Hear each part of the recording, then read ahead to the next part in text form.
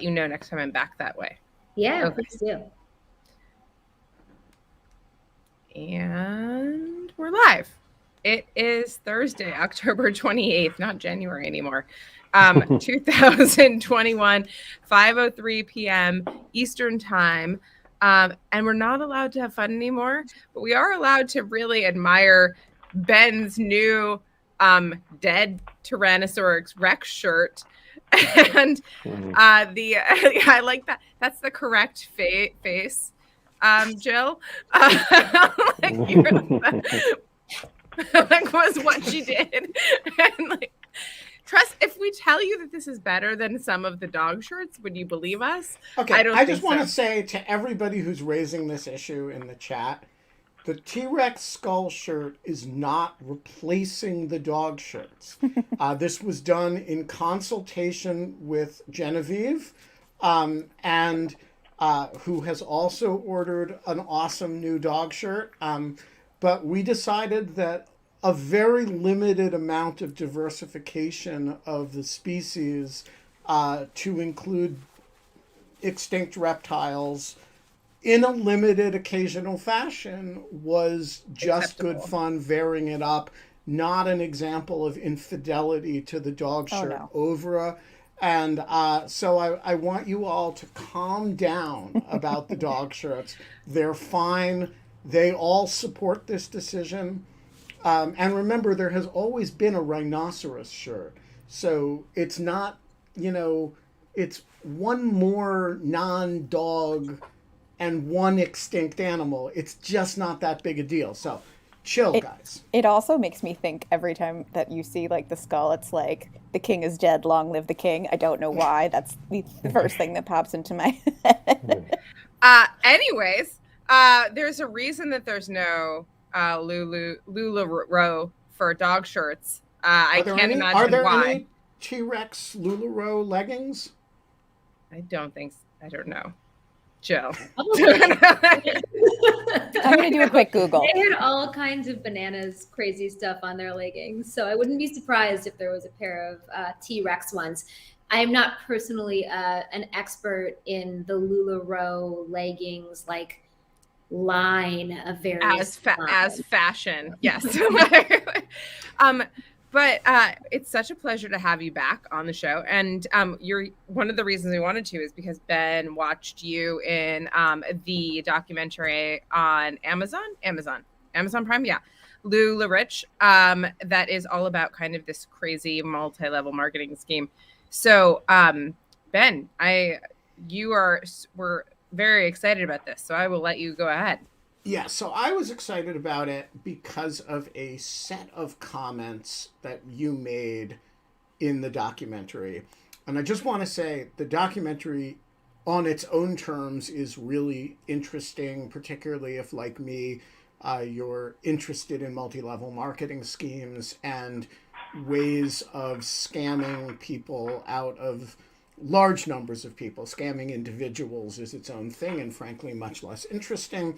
But these kind of mass scams that work on that have an ideological dimension, that in LulaRoe's case have a religious dimension, that have a big separating people from their money dimension, I think are fascinating on their own terms. But none of that is why I was so interested to talk to you about this. The reason I was interested in talking to you about it was your comments about the demographics of the target audience, and specifically your thoughts on why MLMs are generally speaking so effectively targeted at a certain demographic of women. And I thought this was a really interesting observation. It dovetails with my own sense of how most, but not all, MLM schemes that I've ever seen are in fact targeted. And so I was interested in just having you develop the point. It was kind of something that a point you made not in passing, but it was, you made it over the course of 5 minutes in the show, and I just thought it was interesting and wanted to talk it through with you. So let me start by asking you, to what extent is LulaRoe typical of MLMs in the way it targets stay-at-home moms of a certain socioeconomic, mostly white, mostly fairly traditional and religious demographic? And to what extent is it a sort of unusual beast that like found a particular world on which to prey?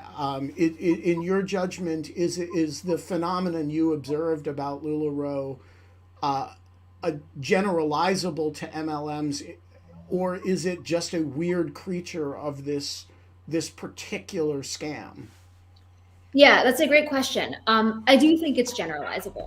I don't think you can generalize it to all MLMs, right? Like the Amway salesman is obviously not a stay-at-home mom in kind of our collective minds. But I do think increasingly you see MLMs that are targeting this really very kind of rich demographic, not in economic terms, but in terms of the amount of spare time that they have, in terms of the desires that they have. So I think one of the reasons why these educated, stay-at-home, often conservative, often religious mothers are such a ripe demographic for these MLM scams and schemes is that they're women who do actually have quite a bit of ambition, right? But for reasons of religion and culture and sense of obligation, have really put that ambition aside, or perhaps funneled that ambition primarily into rearing children.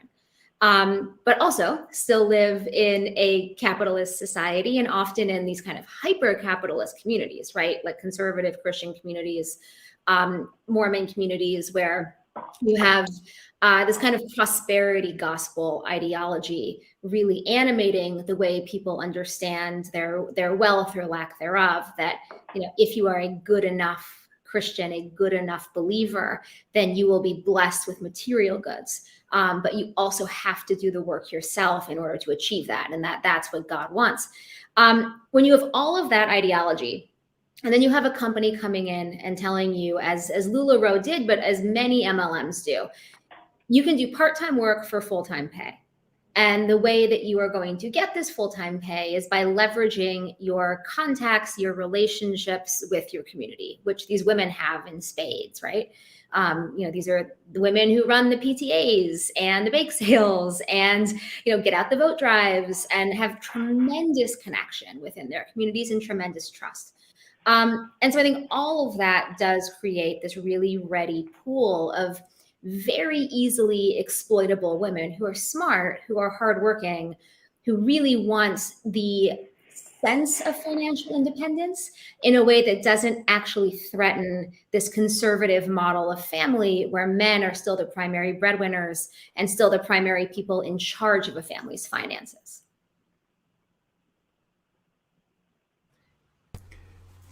So you describe in the show how you first became aware of LulaRoe, which I'm going to summarize with half a sentence and contrast with my own experience, and then ask you to flesh out the sentence. So you talk about in the show how you became aware of LulaRoe because you started suddenly seeing large numbers of people on Facebook among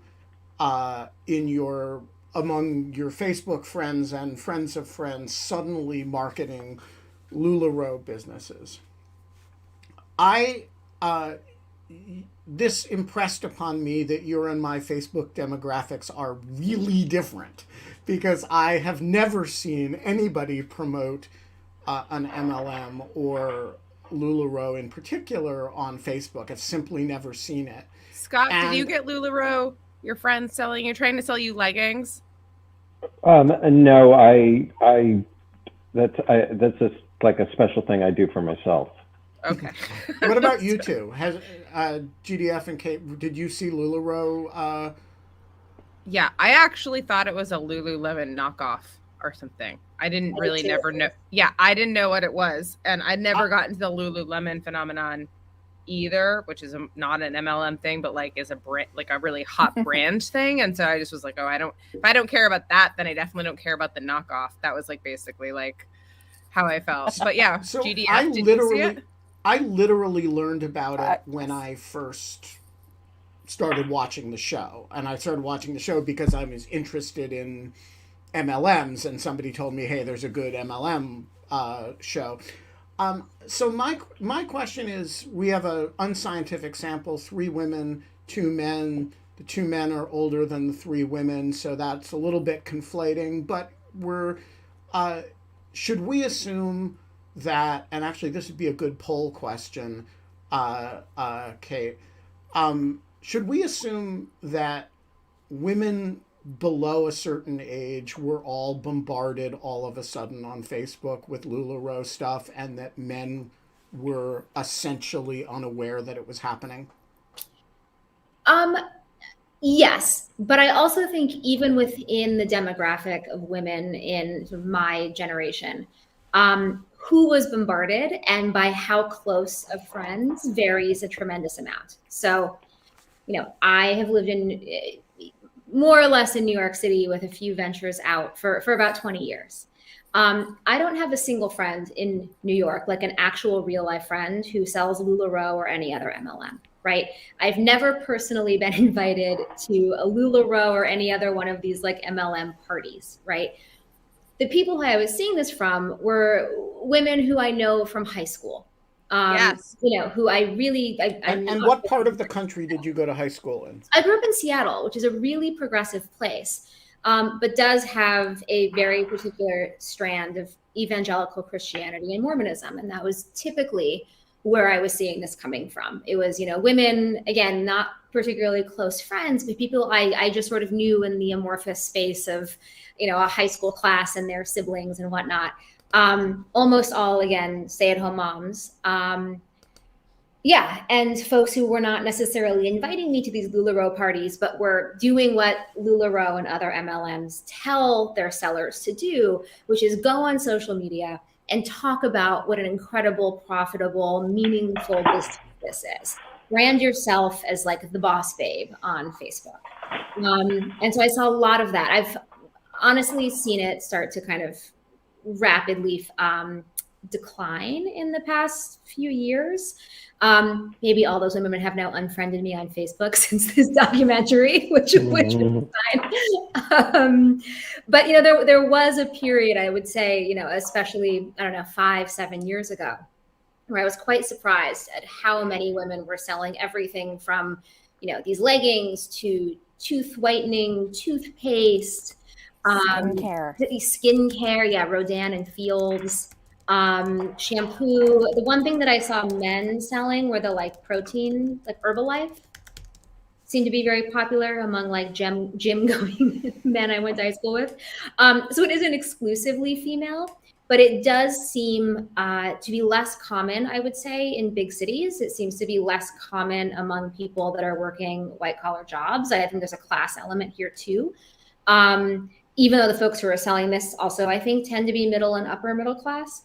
And it tends to be far less common, at least anecdotally, among women who have full-time out-of-the-home jobs. May I ask, I think it's so interesting that you made a documentary as opposed to like a long-form article or a book or something like that. What led you to do a documentary to tell the story? So I wish I could take credit for the documentary. I can't. I didn't make it.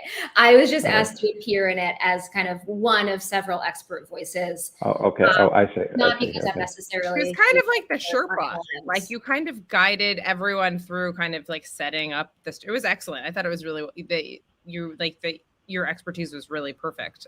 Yeah. I got you. Okay. I see.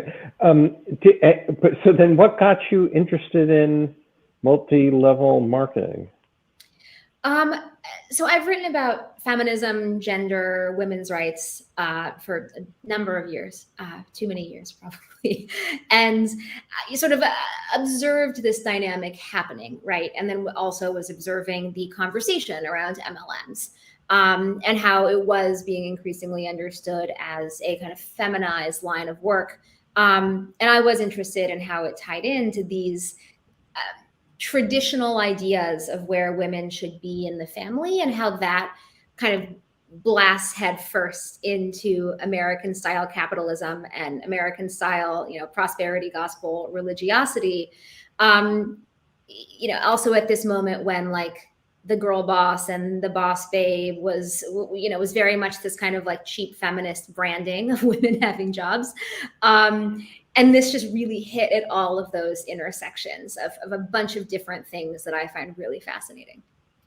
Well, I think it plays really well into your first book, The H Spot, like kind of like what makes women happy and like kind of like the idea of kind of that. So I think that there's, and then, I mean, it does totally draw on. And one of the things that I was doing some reading of some of this stuff, there was actually a very thorough BuzzFeed article that I should link to in a second, that kind of went into the history of the two sisters that originally founded the company and like the Mormon background. And one of them apparently was the head California organizer for Stop ERA in under like, Phyllis Schlafly's like kind of multi-level marketing scheme to stop like a constitutional amendment. But that kind of struck me as like an interesting that like the minute I saw that, I was like, well, I've written a lot about this and have like studied it. I was like, oh, I know exactly what this demographic is and who they're able to cater to. So I do kind of wonder, like, do you think that it's always going to be this way? Because there is something also that like, I remember there are a couple of multi-level marketing schemes or a couple kind of pyramid schemes that are less like targeted at women. There are ones that target themselves, for example, young kids, like the ones that train you to be a bartender to like get your, do you remember these? Like they kind of, that you have to pay all this money and you become a bartender and you get this when you're like 15 and you can make, does no one remember this? This was like such a thing. All of my friends, all of my friends did. They all like paid like the class. Yeah, it was like a class and you got licensed. There is no bartending license, obviously.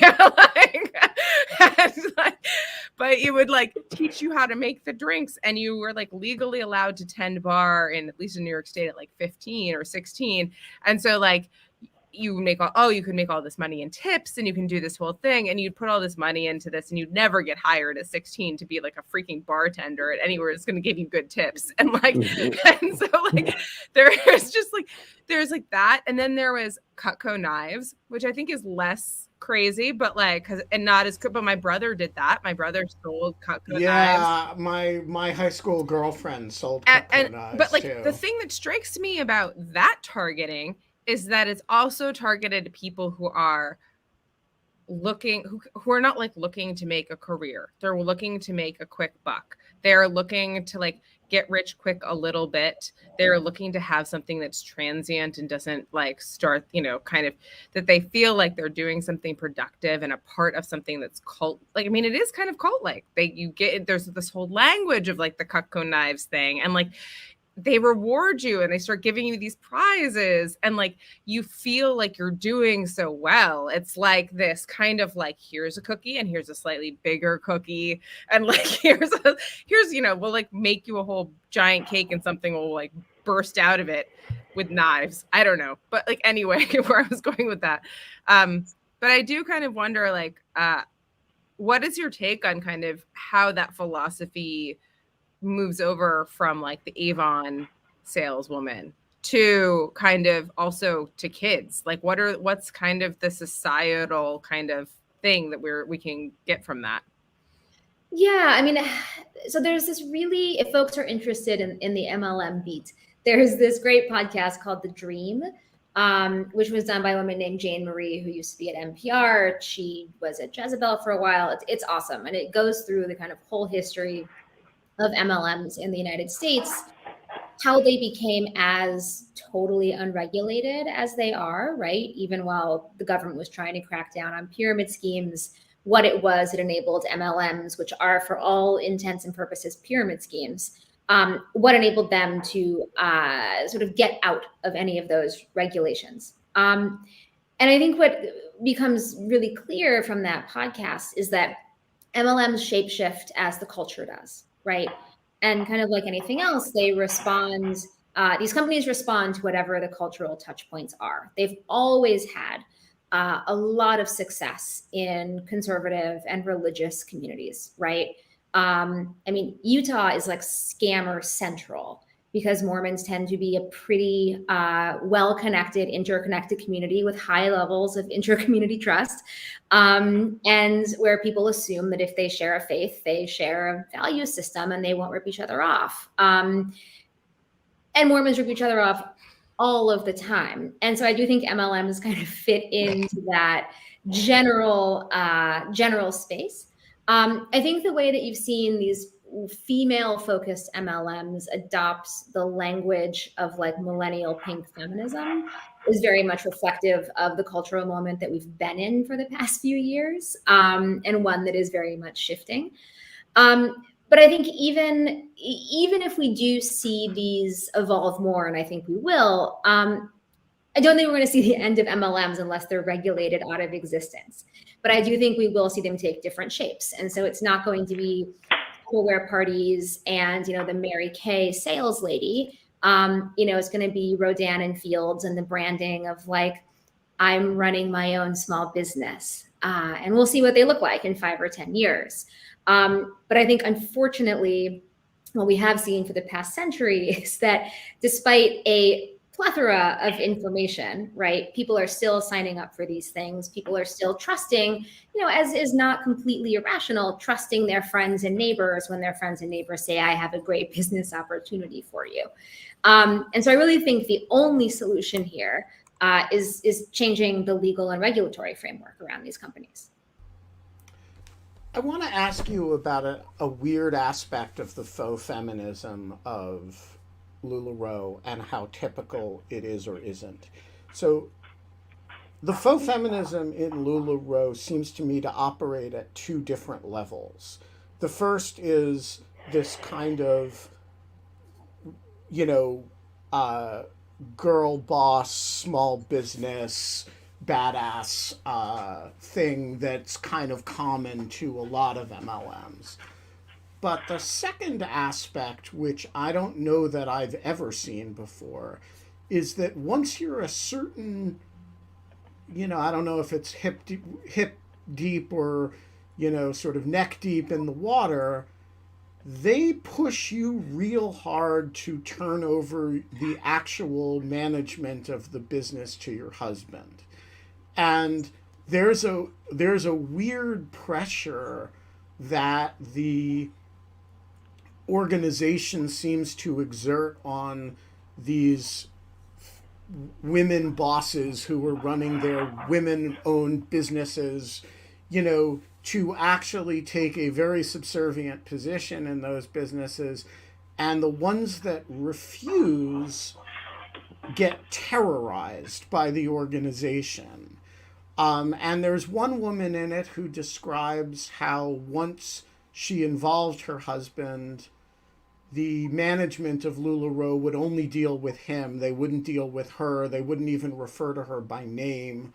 And so I guess I'm puzzled by this because it does not seem economically rational from the organization's standpoint to have, you know, like if you want the first level of faux feminism to work, you're actually undermining it with the second level of faux feminism, which could be reasonably expected to piss people off and seems to actually.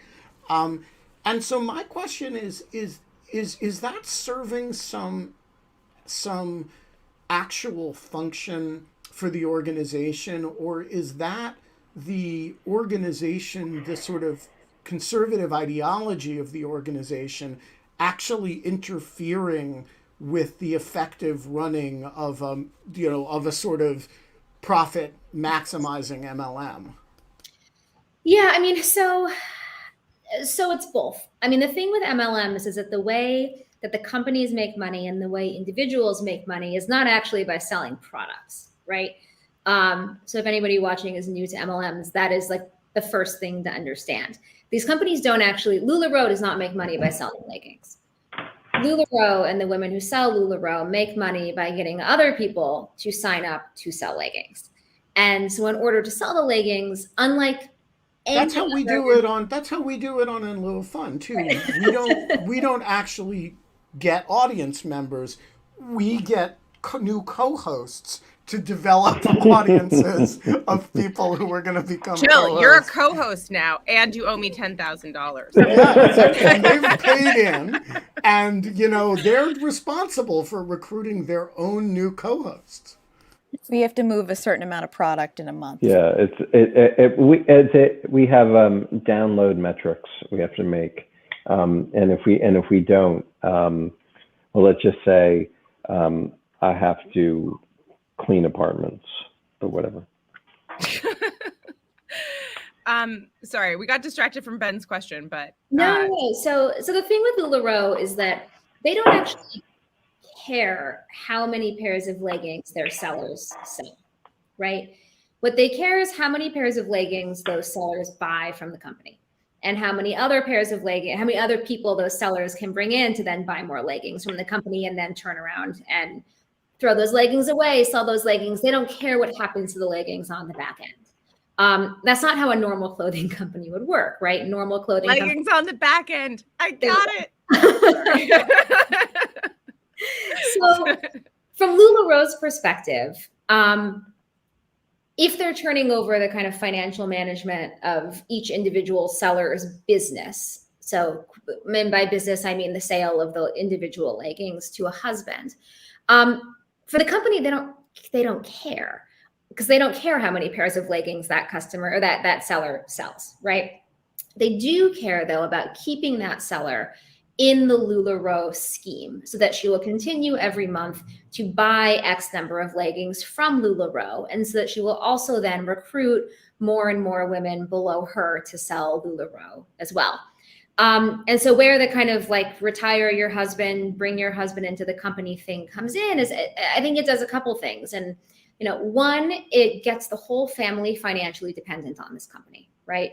Which is a little cult-like and certainly makes it harder to leave. And two, it helps to reconcile, I think, any kind of growing cultural discomfort or familial discomfort with a working wife and mother, which, for the many women who are losing tremendous amounts of money in LulaRoe is essentially a very expensive hobby. Perhaps that is less salient, but for the few, and there were a few women who made a significant amount of money selling LulaRoe and essentially recruiting other women to sell LulaRoe. When those women start, perhaps out earning their husbands, or dedicating more time to this job/hobby than their husbands would like them to, that threatens this kind of traditional conservative family dynamic that LulaRoe as a company needs to exploit in order to find more sales, to find more sellers. And so I think what the company was trying to do in the encouraging of women to fold their husbands in and to give their husbands more control was to not go so far on that kind of like boss babe thing that it threatened this traditional family dynamic, which I think the company probably correctly knew was going to be a stronger force even than an individual woman's ambitions. When Square, go ahead, Genevieve. Just in terms of like cultural tensions with the commoditization of the different communities, essentially, because you are commercializing your communal ties to get to recruit more people. Was there a sense of, once they became more financially dependent on the company overhead and the husbands got more involved, that there was an adverse financial effect on them being able to recruit? Yeah, I mean, for sure. Part of the thing that the documentary touches on is you have these towns where it's like every single person was selling LulaRoe. So who else is there to recruit? There's no one to sell to. But there's also then nobody to kind of add into your, what they would call your downline, right? Which is the primary way of how people in a company like LulaRoe make money. And this is, I mean, this is the thing with pyramid schemes, right? At some point, the bottom of the pyramid gets so big that it's encompassing almost every potential person in a community. And then that's when it all falls apart, right?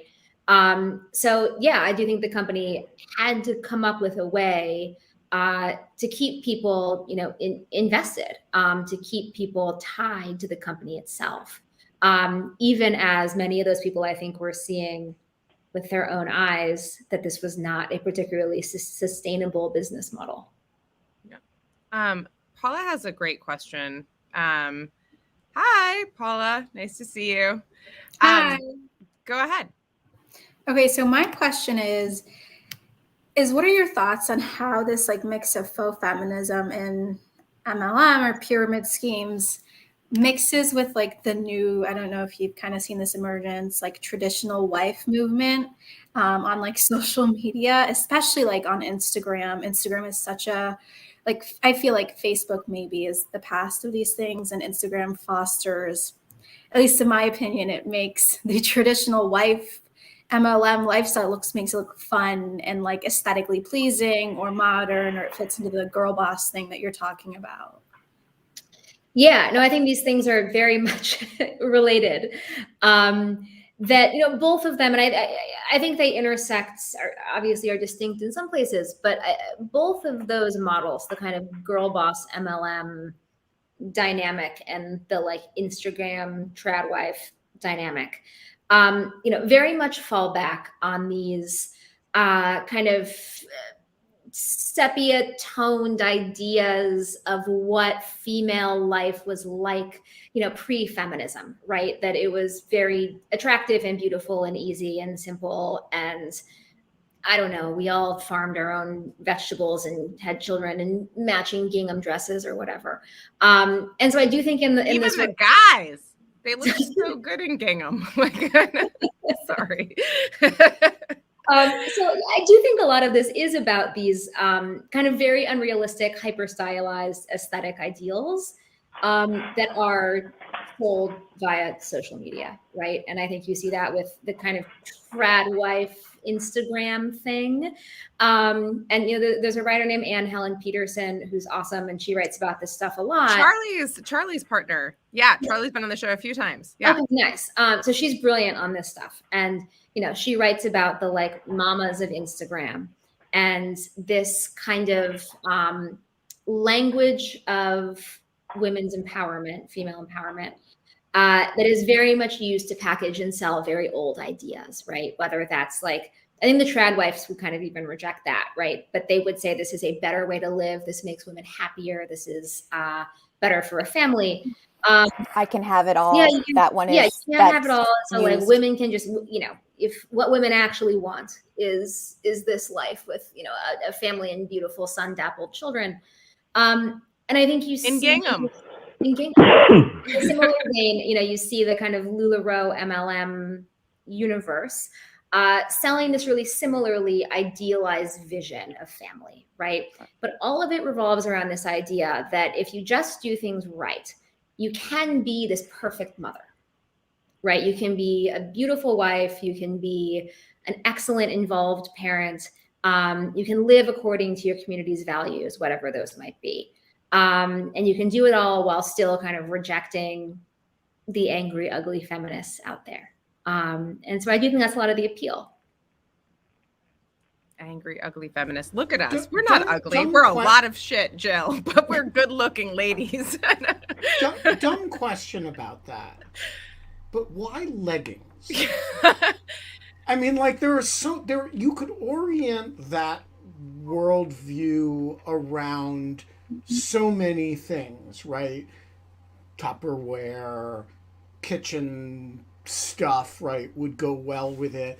There's something about loud leggings and the LulaRoe. I was struck by this in watching the show, that the LulaRoe look is sort of at once very loud and also really boring. It's It's the like guy with a dinosaur it's skull a- on his chest. Like, I'm sorry. You can say many things about a T-Rex shirt. It's not boring. I'm, I'm curious why of all MLMs, like this isn't like Save Our Kids, right? This, like, if you thought about like what the trad wife MLM product, and granted the product isn't the product, but it's still what they're talking about. Why? I wouldn't have predicted loud leggings. What? Why? It's a good question. Yeah, I think the Tradwife product would probably be some sort of long paisley print maxi dress. I don't know. So LulaRoe obviously is not the only MLM, right? It's one of many. So there are MLMs for a whole series of things. Why LulaRoe became such a popular one? I think it hit right during the kind of athleisure uptick.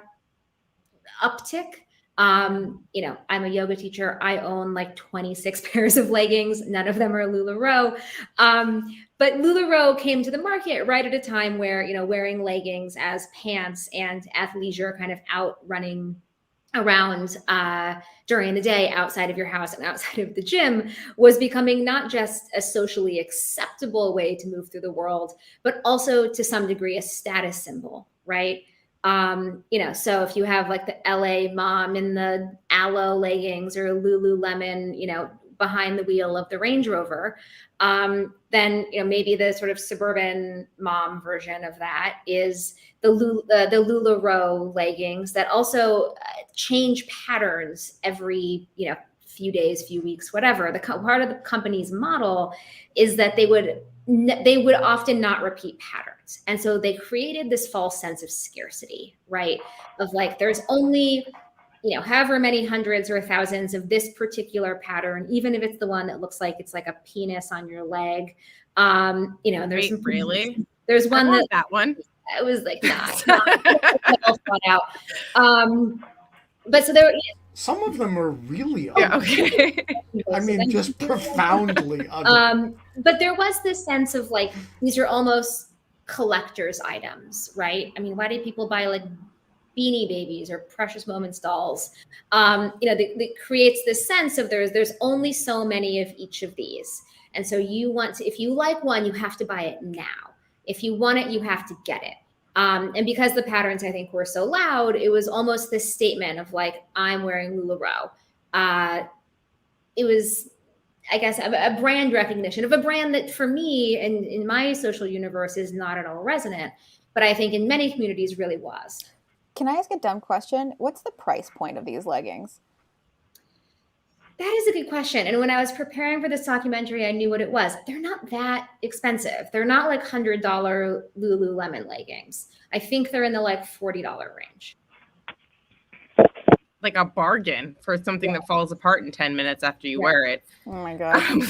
God, if I hear the term buttery soft one more time, I'm like myself. It was. Oh, that was what I was reading. Was like they were like falling apart, and people were like, well, that's the process to make them so soft on your skin. We use these really well processed fabrics, and that makes them not hold up that well. And I was like, that's interesting. I don't know if that parses. John Hawkinson has a buttery soft question. I know. I'm going. Go ahead, John. Sorry, I was just trying to use buttery soft out of context. I don't know very much about this world at all, but can you give us some clarity as to where the line is on legality? When does this become a pyramid scheme? When is that a Ponzi scheme? And which of those things are legal? Yeah, so to be clear, I am not like a legal expert on MLMs, but the sort of simplest way that I can explain this is that pyramid schemes are defined in such a way that they involve the sort of moving upward of money, right? So pyramid schemes that only involve a cash investment, those are broadly illegal in the United States. Schemes that involve the exchange of goods for money, which are what MLMs are still broadly legal and, in my opinion, criminally underregulated. So because LulaRoe is technically selling leggings, even though for all intents and purposes, there's no kind of endpoint to where those leggings go. They've now changed this, but for years there was no real kind of adequate return policy. Even though they're not really in the business of selling leggings, they are ostensibly and sort of facially in the business of selling leggings. And so that makes them not a pyramid scheme. And they have faced, this is all in the documentary, a bunch of lawsuits. They were investigated, I believe, by Washington State. They've managed to settle that case and changed a whole series of company policies. But the MLM model, which is essentially, as a seller, most of your income from MLMs is coming from your downline. So you recruit people below you to join this company. Those people also buy products from this company that they're then reselling. And you get some cut, not of what those people sell to consumers, but of what they buy to the company, if that makes sense. And that's what then creates this pyramid shape of MLMs, where the people that get in right at the top have many, many, many more downlines. And the people that get in at the bottom are essentially having some of what they're buying from the company kind of scooped off by all these people above them, and then are struggling to find kind of more people potentially that could be below them to help send more money up the chain. As long as there's goods changing hands, and again, that's like a very broad, very overly simplified way of putting this. But if there are goods changing hands, then it's not considered technically a pyramid scheme, is sort of the understanding that I have. So the trick is that they're selling the leggings to sellers. So the sellers are buying them, but not as consumers. Exactly. Right? So normally if I was to open a leggings store, right? Let's say what Brooklyn needs is one more store. Yeah, that's what Smith Street really wants, is like a more freaking leggings store. Right? So I'm going to open this store and I'm going to buy leggings from a wholesaler that I then sell at my storefront. That wholesaler is going to want to know how many of the leggings sell and for what amount, right? And if they're selling to other sellers, they're also going to have some control over what I can sell those leggings for when we put those leggings on sale. And things that don't sell get sent back to the company at the end, once, I don't know, the season or whatever is over. The way that LulaRoe works, if I was to sell LulaRoe leggings out of my Brooklyn legging storefront, is I would have to buy a minimum package of leggings from LulaRoe. And I think the minimum package starts at some point did start at around $10,000. So I would have to send $5,000 to LulaRoe. I would then get a package of leggings that I then have to turn around and sell. But my agreement with LulaRoe also means that I need to be buying more and more and more packages from them every month or every few weeks. And what the company is telling me is if you want to be a successful seller of LulaRoe, you have to have more product, you have to have constant turnover. And what I'm very, very quickly going to see is that the margins I'm making from actually selling those leggings is so small that that's not actually going to be really worth my time. What I'm going to see instead is that I make much more if I recruit Kate to also sell leggings. And so then Kate will buy the $5,000 worth of leggings from LulaRoe, and I will get some portion of that $5,000 that Kate just spent. These jeans feel like sandpaper. Get me something buttery soft, quick. Oh, so you're not, but wait a second. You're not selling Kate the 5,000 that you just bought. You're selling, but the key is that the more people you recruit, she gets a bonus. You get a kickback of their entry package. Exactly. And so the actual funding mechanism is as they buy, as new people enter the system, they're putting money into the system for product that they have to then sell, and everybody above them gets a cut of that. So if you're high enough on the pyramid, you're actually getting what's effectively a kickback from every new entrant below you. Wow. Well, it really does sound like Social Security. Just to say. Well, so, I mean, so John I mean, no. So Social Security is a of better example of a Ponzi scheme, and a Ponzi scheme that works. And the reason the Ponzi scheme works is that the U.S. federal government is actually entitled to print money. And that's why, it has an infinite capacity for debt. Query whether it's really infinite, but that's the theory. So the difference between a Ponzi scheme and a pyramid scheme, what they have in common is that they rely on the exponential growth of new entrants to fund the top. Yes. So, but what differentiates a Ponzi scheme is that is that instead of a product, it purports to be an investment. So I am not selling you leggings. I'm saying to Genevieve and Scott and Kate and Jill, hey, I have this secret formula for investment. If you give me $10,000, I'll, make, in a year, you'll get blank. And all you have to do is recruit 40 new people into the scheme. And so, but effectively the money comes up and you can pay that first few levels at crazy rates of return as long as they're bringing new people into the system. The problem is that, if you put a grain of rice on a chessboard and then the 2 grains of rice on the next square of the chessboard and 4 on, you run out of space in the universe for the 64th square. And exactly the same problem happens both in LulaRoe and in the Ponzi scheme. The difference is the Ponzi scheme is less colorful because there aren't any leggings. Also, they don't tend to be marketed to stay-at-home moms.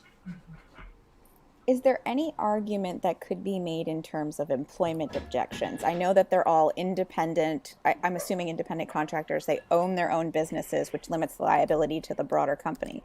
But is there anything that you think would be something that could be raised in terms of this is an illegal employment practice? That's a good question. I do not know the answer to that. I'm not a legal expert on MLMs. You would have a lot of trouble with that argument. Yeah, the hallmark of legality or illegality in the MLM is the percentage of the revenue that comes from the actual sale of real product, and versus the percentage that is accounted for by the recruitment of and fleecing of the people who are theoretically the sellers. The problem is most of these entities aren't publicly traded.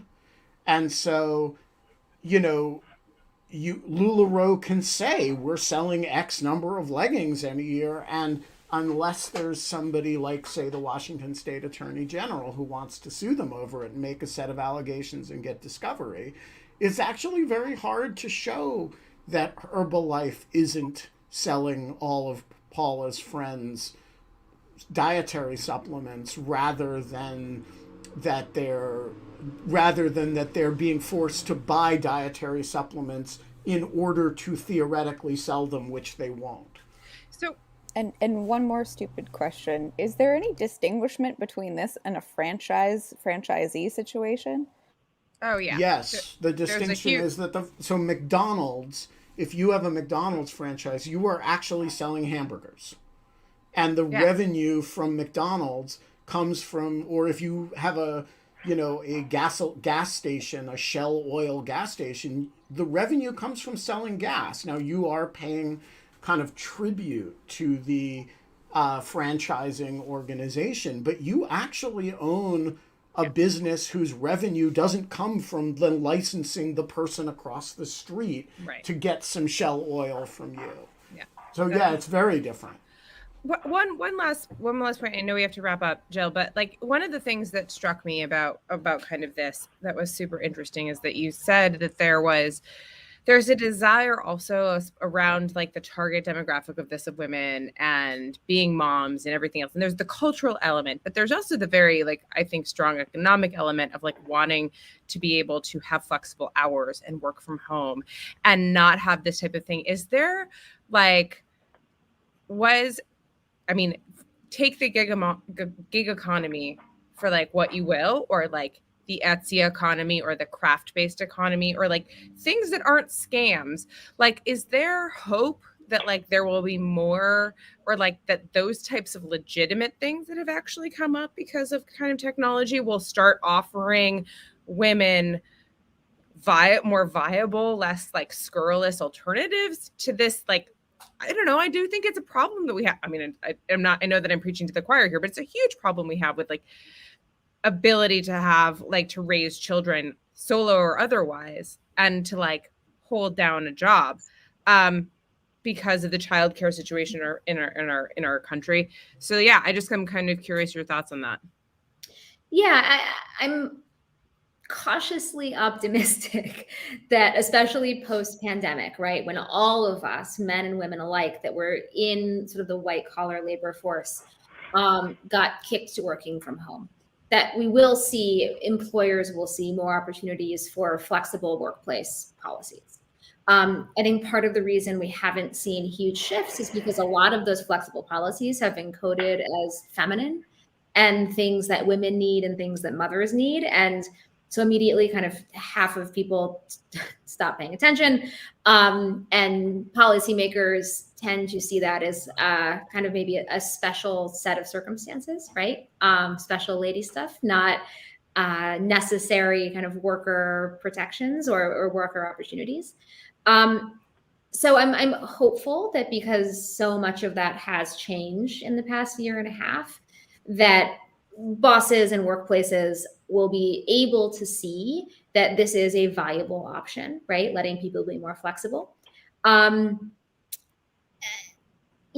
some point, this is also a policy problem. You can have all the flexible work that you want, but somebody still has to take care of children, right? It's very hard to take care of a child and work at the exact same time. And so I think workplaces do have a place here. I think LulaRoe and these other MLMs have come in and have identified a real vulnerability in the American workforce, which is that people, especially women, especially mothers, really do want work that feels meaningful, that feels connected to their communities, that is remunerated, that is also flexible, and that they're able to do on their own terms. I think it's unfortunate that scammers have kind of latched onto that before kind of many more reputable employers.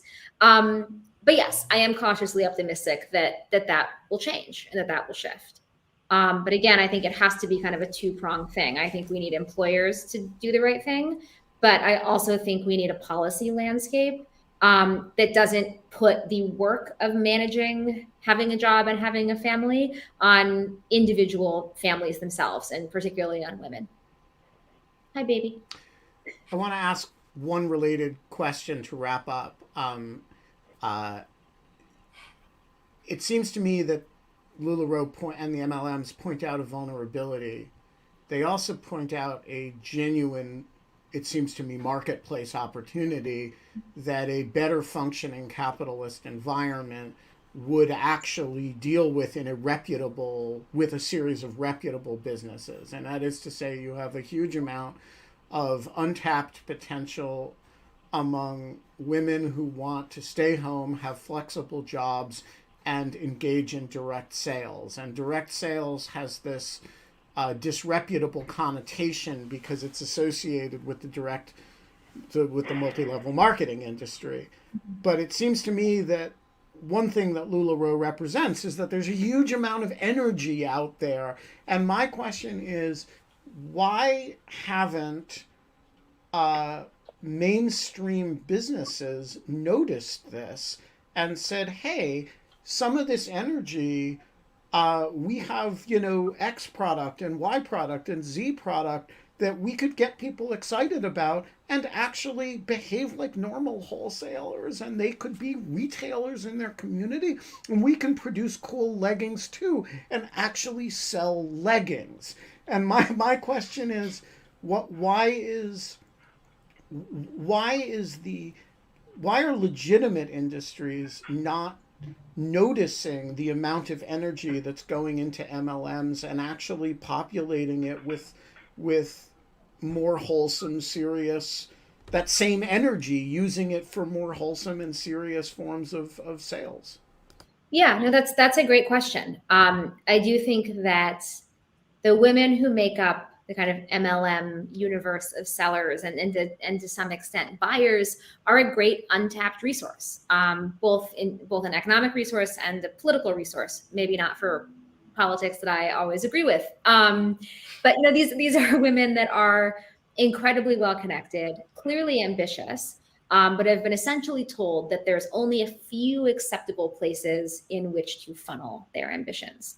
And so I agree with you. It does seem like this is a really ripe space for non-exploitative, non-pyramid schemes to come in. I think you've seen a little bit of that.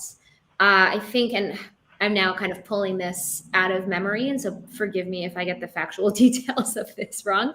But I believe JetBlue for a while was using kind of a network of women who had been, at home with their kids to answer their customer service calls, again, mostly in Utah. And I thought that was a pretty genius way of tapping into a really competent, really motivated set of workers who could then set their own hours, right? Because you need customer service around the clock if you're an airline. And so I think that there are a few interesting models there. But I agree. I think that they are being underutilized, in part because the vast majority of companies are still run by men, and I think in part because a lot of bosses want significant control over their workers' daily lives. I think there's a lot of fear that if people are allowed to work on their own terms, on their own schedules, that they'll exploit that workers will take advantage of those opportunities. Which is why even during the pandemic, you've seen this real proliferation of software that allows you to monitor your workers at home, right? And I think this effort among bosses and managers to try to make sure that they still maintain control over how their employees are spending their time, which is creating a pretty significant amount of conflict, especially with younger employees. So I think part of it is also changing a set of assumptions around what work means and how much control you do have over your employees. Can I suggest that maybe the reason you don't see legitimate businesses is that it's an incredibly inefficient way to sell leggings? It's a little roundabout, right? What it does show is that there's a whole pool of human beings out there that want to do something meaningful or want to do something productive, and that's what we should be. I mean, it doesn't have to take a form through selling a product. Or that also want to get rich quick. Right. Yeah. Well, the tale as old as time. Yeah. Right. Then that I'm not sure the state can help them with, or legitimate business can help them with, but. We are going to leave it there. Jill Filipovic, you are a fabulous American, and I personally want to thank you for keeping an eye on this, because I learned a shitload from this documentary about a subject that was apparently in every person's Facebook feed below a certain age who doesn't have a Y chromosome. But being above that age and with a Y chromosome, I was completely unaware of it. And so I thought it was fascinating, and thank you for joining us today. Thank you for having me. You're the best. We will be back tomorrow. It'll be cheese night, which I... it's actually not cheese night. I booked a guest. But it will not be cheese night. We're discussing... Tell us about your guest. It's Julian Sanchez and Kristen Capps, and they're coming on to discuss Dune.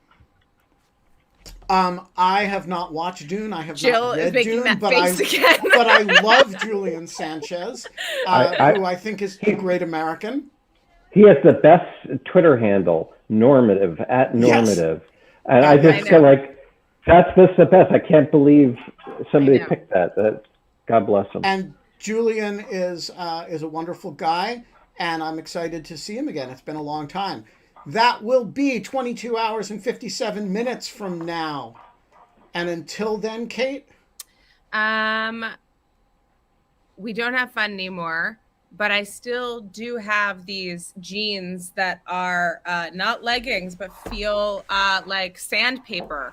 Terrible, terrible sandpaper. And I just dream of them becoming buttery soft someday. Buttery soft. Can I just say something? I had a line. Can I try my line? Yeah, your line wins. Go ahead. What's your line? So I think we can't have fun anymore, but we can get a cut of all the fun from the co-hosts we bring in. Oh, that's true. Good. Well done. I'll send a bill to you, Jill.